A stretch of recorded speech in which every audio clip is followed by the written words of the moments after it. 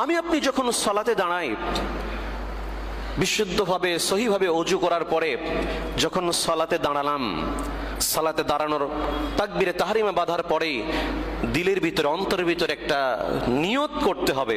নিয়ত বলা না, নাওয়াইতু আন উসাল্লি বলে মুখে উচ্চারণ করে নিয়ত করা বেদাত, কিন্তু মনের ভিতরে সংকল্প করতে হবে যে আমি এখন জামাতের সাথে জুমার সালাতে দাঁড়ালাম, আমি এখন জোহরের সালাতে দাঁড়ালাম, আমি এখন আসরের সালাতে দাঁড়ালাম।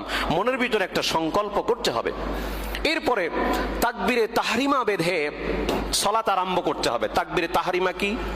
যেই তাকবীরের মাধ্যমে দুনিয়াবি সমস্ত কাজ নিষিদ্ধ হয়ে যায়, এটাকে তাকবীরে তাহরিমা বলে, সালাতের শুরুর তাকবীর।